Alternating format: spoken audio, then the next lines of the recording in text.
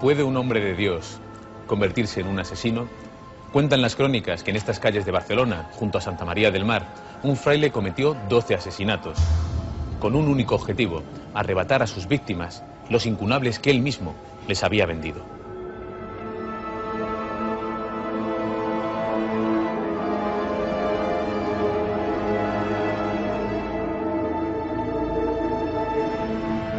Durante el incendio de 1835, el miedo se extiende por el monasterio de El Poblet.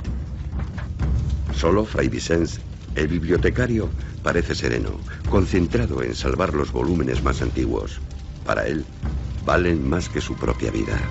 En este incendio del monasterio de Poblet, él tiene que huir y se escapa de allí con los mejores libros, con unos incunables, que es lo que más aprecia él. Se escapa y huye hacia Barcelona. Ocultando su condición de religioso, se instala como librero junto a Santa María del Mar. Su idea es seguir aumentando su biblioteca, pero las cosas no le van bien y pronto necesita dinero para comer. Se instaló como librero. Primero él contactó con otros libreros viejos que vendían libros de viejo y empezó a vender libros de viejo, pero se fueron vendiendo y llegó un momento en que la pobreza le hizo vender libros incunables, libros buenos. Cuando vendía un libro bueno, a él le sabía muy mal. Justo después de su primera venta importante, siente el impulso de recuperar el libro.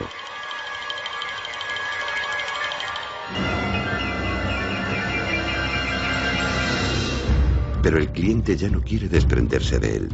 Cegado por la ansiedad, lo apuñala hasta la muerte. Superada la conmoción, se da cuenta de que mediante el crimen puede obtener el dinero sin perder sus queridos incunables. ¿Por qué lo hacía? Porque amaba a los libros, pero no era un intelectual, porque el hombre lo que le gustaba realmente era que fueran viejos, la encuadernación, los grabados, los rótulos, los rotulados, el tipo de letra, que era realmente artístico. Él soñaba con crear la biblioteca más regia de Barcelona, quizá de Cataluña o de España, quiero decir, más regia en cuanto a libros más antiguos, de más valor y más incunables. Claro, si vendía libros no podía construir nunca toda la biblioteca, por eso tenía que recuperarlos. Es un trastorno, un fenómeno que consiste fundamentalmente en la obsesión por coleccionar libros, pero una obsesión desmesurada, una obsesión o una compulsión, un impulso imposible de controlar por parte de quien la sufre. Cuando llega a matar, estaremos hablando no solo de una persona que padece una bibliomanía, tiene otro problema más grave, y que está relacionado con una personalidad psicopática. Atrae a los clientes con valiosos manuscritos, pero antes de entregarlos, desencuaderna algunas páginas y se las queda.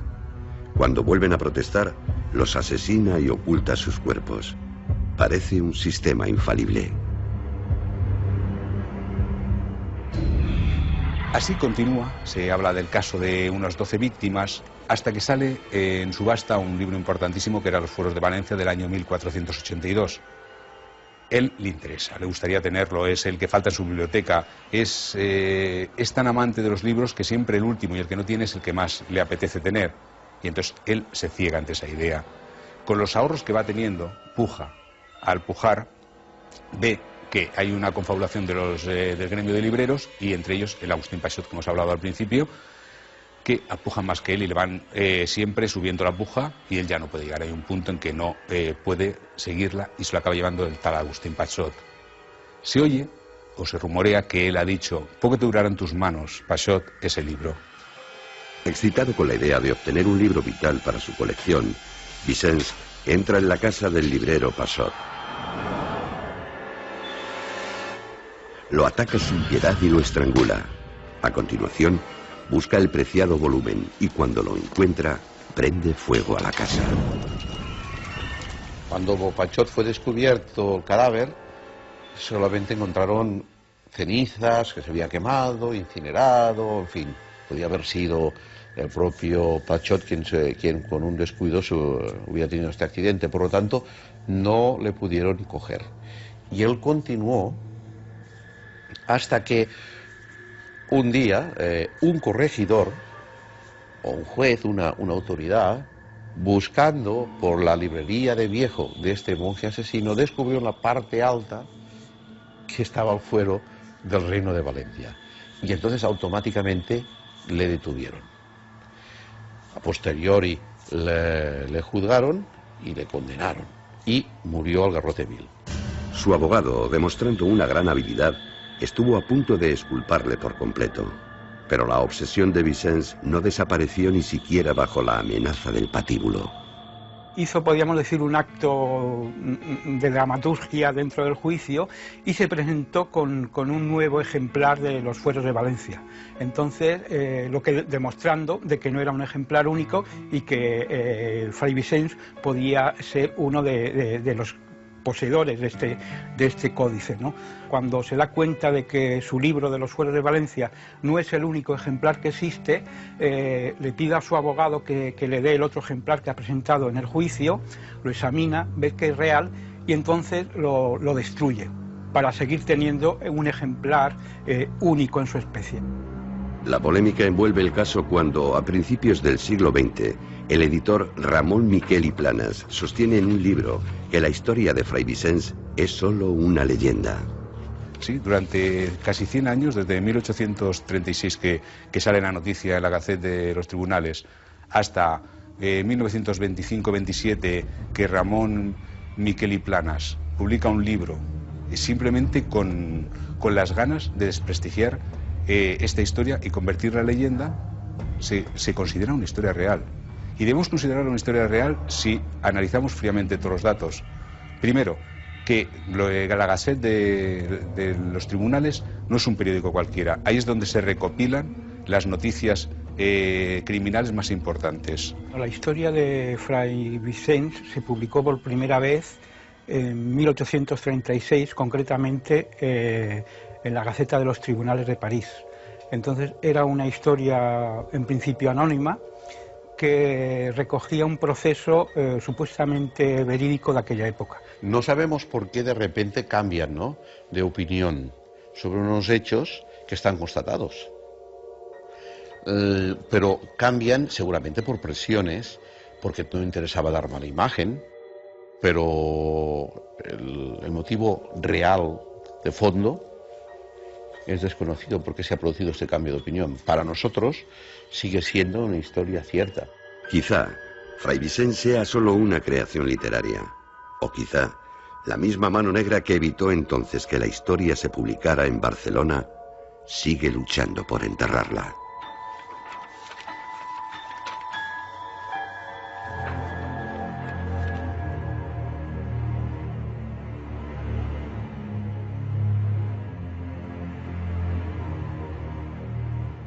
Vaya historia, leyenda o realidad, desde luego digna de todo un novelón.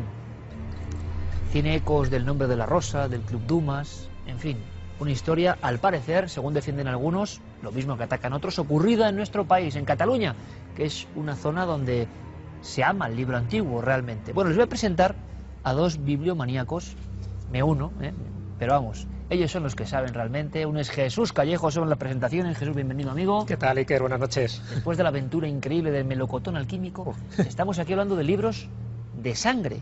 Gente que ha matado por libros, libros valiosísimos, y esa patología de algunos de casi arrebatar vidas por libros. Mar Rey, autora de un libro absolutamente clásico, Los libros malditos. Mar, bienvenida, me alegra mucho que estés aquí. Yo también. Se sigue buscando libros, ¿verdad, Mar? Nos lo vas a contar. Sí, Hoy, por supuesto. Seguís buscando libros, aunque no hemos llegado a ese límite, ¿no? No, de momento no hemos matado, ya te he dicho. ¿Esta historia qué os parece? Tiene muchos elementos, porque sigue habiendo como dos facciones que hablan de leyenda y verdad. Es lo que suele ocurrir en este tipo de historias, que además son legendarias porque posiblemente se hayan añadido distintos elementos que no corresponden a la historia real. Casi seguro que ha habido libreros, bibliófilos que han sido capaces de matar para conseguir, pues eso, su preciada joya, ese tesoro en el que no reparan ningún tipo de medios.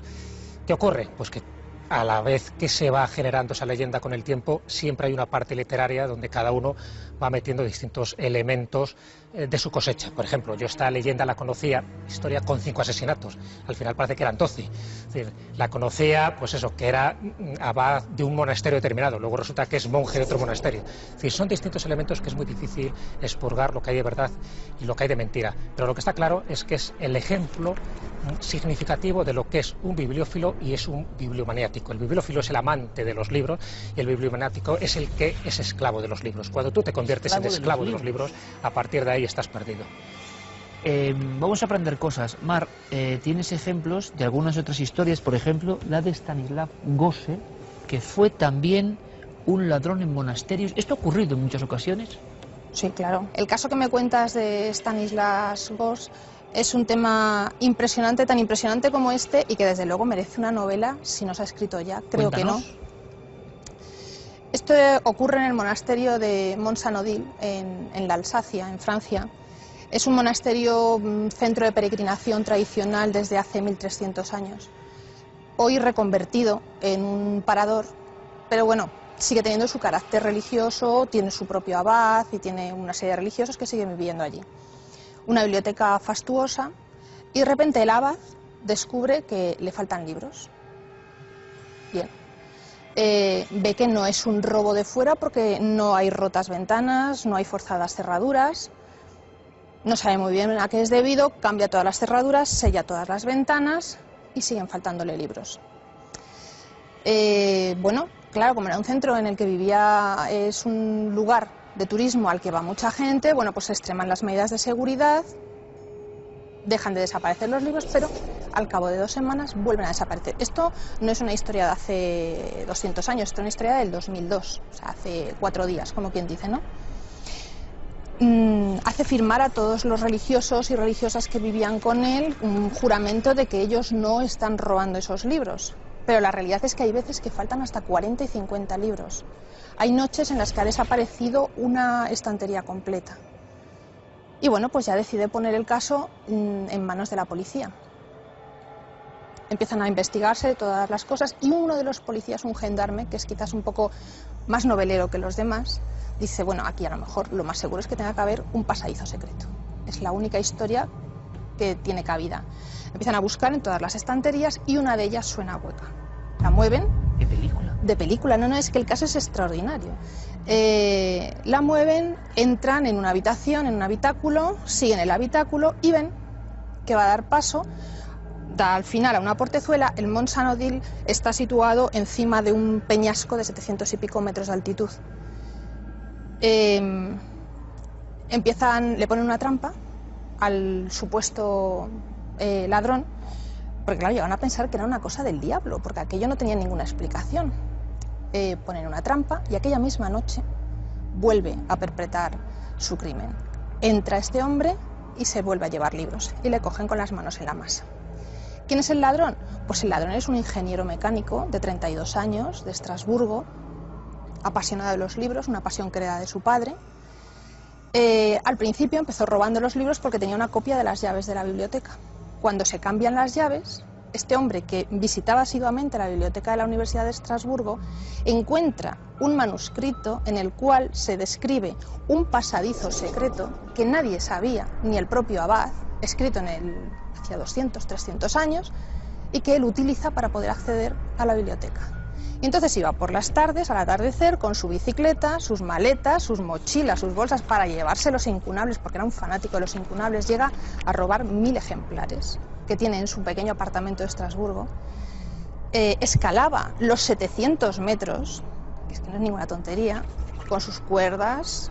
Llegaba a una pequeña escalerita que daba acceso al pasadizo secreto, cogía sus libros y se los llevaba, los descargaba en su mochila y se iba hasta su casa.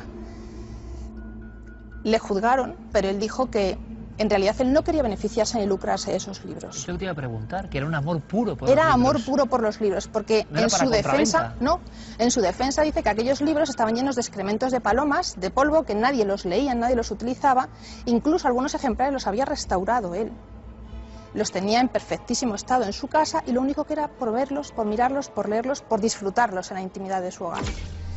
Eso le salvó de tener una condena mayor, se le condenó a 2 años de cárcel porque se dijo que evidentemente no había querido lucrarse de ese robo, ¿no? Año 2002. 2002. Una historia Ahora, impresionante. ahí tienes una novela. Sí, sí, la verdad. Ahí tienes una novela Sí. maravillosa, desde luego. Vosotros que escribís, que tenéis la fortuna de seguir escribiendo, y en el fondo es que hay algo hipnótico, nuestros amigos los libros que han sido protagonistas de 1001 historias. Yo me estoy acordando ahora, Jesús, por ejemplo, nuestro público, estoy seguro, se ha visto o ha leído los libros, por ejemplo, de Arturo Pérez Reverte, el Club Dumas. Ahí se hablaba de impresores, por ejemplo. Él decía Aristide Torquia, ¿no? Nombres muerto en la hoguera, y por eso sus libros tenían un valor especial. Hay toda una mítica que quizá el gran público no comprenda, y es bueno aprender con vosotros, del mundo subterráneo, de los libros que además, curioso, Jesús, libros de alquimia, libros del Ars Diabólica, son como los más perseguidos hoy. Qué curioso. Los grimorios, los famosos grimorios, esos libros de magia, de la alta magia, para precisamente conseguir la invisibilidad, la inmortalidad, para conseguir prácticamente todo que está vedado para un ser humano corriente y moliente. Por eso siempre se perseguían. Incluso fíjate el Ciprianillo, el famoso libro de San Cipriano, una de las virtudes que tenía era ni más ni menos que te decía las ubicaciones exactas, entre comillas, donde estaban todos los tesoros encantados. Claro, digo exactas porque las descripciones eran tan ambiguas, tan amplias, que al final podías excavar 5 metros más arriba, más abajo, y nunca encontrabas nada, y siempre se achacaba a que no habías sabido recitar correctamente las fórmulas mágicas. Esos siempre han sido buscados, pero eran buscados sobre todo los originales. El original siempre es la búsqueda del incunable, la búsqueda de esa sabiduría oculta. Se comenta, por ejemplo, que uno de los grandes destructores de libros fue Alejandro Magno, ni más ni menos. Alejandro Magno. Claro, en el 332 a.C., él quema el Avesta. El Avesta es el libro sagrado de los zoroastristas. Y lo quema porque, dice la leyenda, que había algún tipo de fórmula que si se invocaba tú podías conseguir la inmortalidad, y él no quería que nadie más consiguiera la inmortalidad porque él sí se consideraba con el carácter de Dios. Pero lo mismo pasa en China, por ejemplo, con el famoso emperador amarillo en el siglo III a.C., el que construye la muralla china. Hizo quemar todos los libros de filosofía, de historia, de ciencia, porque pensaba que el pasado no tenía que existir, que China tenía que ser la China suya, es decir, que empezara la historia con él y todo lo anterior era pasto de las llamas. Es decir, este tipo de mentes maquiavélicas y casi psicóticas se han dado a lo largo de la historia. La diferencia está que cuando son emperadores o son reyes, pues quedan como anécdotas; cuando son bibliotecarios, que están bastante grillados, pues forman parte de la crónica negra. Y de esos hay varios casos, incluida la que se considera la patrona de los bibliófilos. Porque hay un patrón de los bibliotecarios, que sería San Lorenzo Mártir, pero la patrona de los bibliófilos es Santa Bilborada. Santa Bilborada tiene una historia muy curiosa, muy llamativa, también parte legendaria, donde cuentan que en el monasterio de Saint Gall, en Suiza, ella era una monja, la bibliotecaria, y en el año 925 pues hay una incursión de un ejército bárbaro, dicen que húngaros, que intentan quedarse con todo el oro, las joyas, las reliquias, y también pues quemar la biblioteca. Ella tiene una visión el día anterior, estamos hablando del 1 de mayo de 925, y gracias a esa visión, que sabe que va a ser saqueado el monasterio, guarda todos los libros. Pero para preservar el secreto, ella misma se coloca encima de su escondite, es decir, un subterráneo que hizo, y cuando llegan estos bárbaros, estos soldados, pues queman todo lo que queda en la biblioteca, es decir, lo menos importante, y todo lo que era importante, ella, en lugar de salir de allí y ponerse a salvo, prefiere ser quemada con los libros que ella había ocultado. Y efectivamente, cuando luego quitan el cadáver prácticamente chamuscado, debajo de ella es donde estaba ese escondite subterráneo con las principales joyas del monasterio de Saint Gall.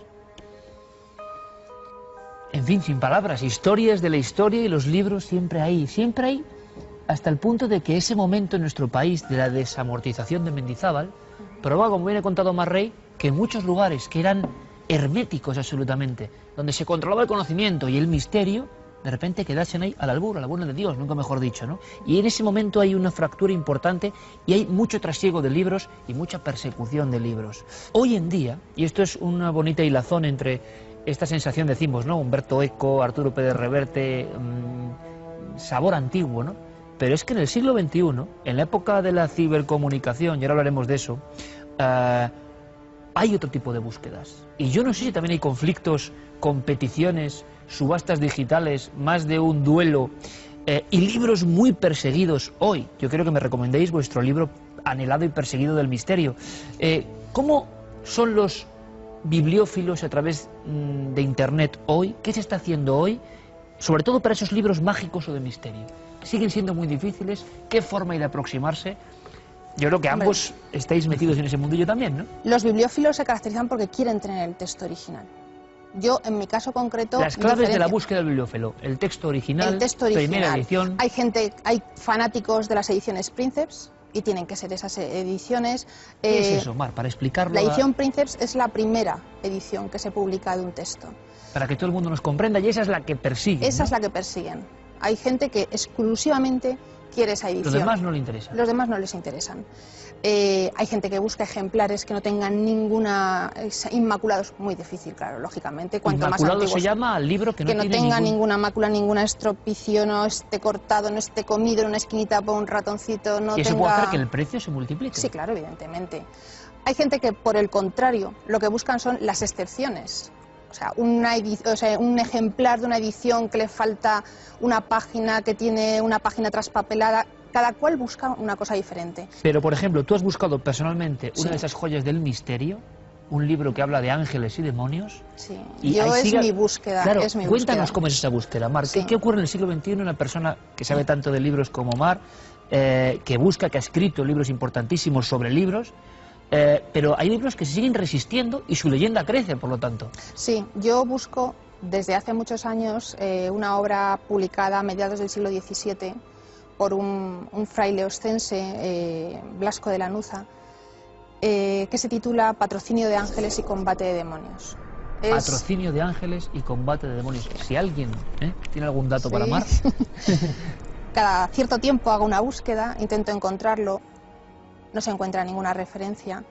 Es un tocho, hablando de forma corriente así, tamaño folio, de 900 páginas, donde se habla, se hace un desglose exacto de todas las legiones angelicales y demoníacas, según la cosmovisión de un fraile del siglo XVII. Los ejércitos de los demonios, los ejércitos y de los las demonios, potencias celestiales ordenados. Exactamente, ordenados. Y además habla de un proceso de endemoniadas acaecido en Huesca en el siglo XVII, interesantísimo, las conocidas como posesas de Trama Castilla, un tema muy interesante. Yo he consultado el ejemplar que hay en la Biblioteca Nacional, lo miro siempre con deseo, lógicamente no me lo voy a llevar, que estén tranquilas, no te lo puedes llevar, pero además es que ahora ya es prácticamente imposible. No entra dentro de mis aficiones la de llevarme libros, no llega tanto, ¿no? No llega tanto, pero ciertamente lo busco. ¿No? Sí, para mí es la gran joya, la que busco insistentemente y que me gustaría tener en mi casa. Un libro español que habla de procesos endemoniados y luego la descripción un poco terrorífica también de las huestes demoníacas y de los ángeles. ¿Y Jesús? ¿Cuál sería tu búsqueda, amigo?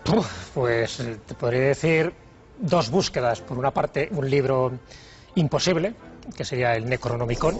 Y digo imposible porque a pesar de que hay muchas variantes por ahí, nunca ha existido ese libro. Preguntan por este libro. Pues vamos a desmantelar el mito. Nunca ha existido ese libro, pero ¿cuánto juego ha dado? Tenemos otros grimorios, como el Picatris, por ejemplo, otro de esos libros que sería ansiado por cualquiera que busque ser distinto a los demás y que adquirir poderes gracias a la invocación de esos ángeles y de esos demonios que comentaba Mar. Y de esos tienes un montón de ellos. Lo que pasa es que lo bueno es encontrar el original. Mi búsqueda particular, además es un libro que también conoce muy bien Mar, sería encontrar el original, el original de un libro que no tiene que ver con la magia, pero sí con lo mágico, que es el Tratado de la Redondez de la Tierra de Sor María Jesús de Ágreda. Es un libro que no se ha publicado, que existen varias copias y donde cuenta ni más ni menos, y estamos hablando del siglo XVII, cómo ella, a través de esas experiencias extracorpóreas, describe la redondez de la Tierra, los distintos astros, en fin, planetas, toda la miriada de estrellas que componen nuestro universo desde un punto de vista infuso, porque ella no tenía esos conocimientos. Sin embargo, lo que va describiendo ahí, en función de lo que ella relata, es lo que ve, lo que siente y lo que luego se describe y que queda confirmado con toda datos una experiencia posteriores. paranormal de una monja que es capaz de nunca salió desdoblarse de su convento y que ve la Tierra por fuera. Es alucinante. No es extraña que esa búsqueda esté ahí y que muchos ahora mismo estén buscando, que es lo que ocurre. También se ha incrementado exponencialmente el número de buscadores, ¿no? Todo el mundo buscando los mismos libros. ¿Qué es lo bonito? Que esas historias que hemos leído en los grandes novelistas y que nos suenan a películas maravillosas no están tan lejos. La búsqueda está aquí, en nuestro país, hay bibliotecas en monasterios y los ejemplares pues están ahí para quien quiera mirarlos, como hacen Mar o Jesús cuando ojean esas páginas llenas de invocación y de conocimiento. A ver si a partir de esta noche tenéis suerte y llega alguna pista para conseguir esos 2 tesoros literarios. Nunca se sabe. Vamos a invocar al que haya que invocar. Jesús, como siempre, un placer, amigo. Gracias, Iker. Mar Rey, hasta dentro de muy poco. Quiero tenerte aquí de nuevo, claro que sí, hablando de cosas. Claro que sí. Gracias por esas historias maravillosas. Leyendo, ¿verdad?, la historia del monje librero asesino, parece que tiene otras que van a coro, ¿no? El mundo maravilloso que hemos casi atrezado aquí, de los libros y el misterio, eterno mundo que nos encanta. Vamos ahora con la actualidad.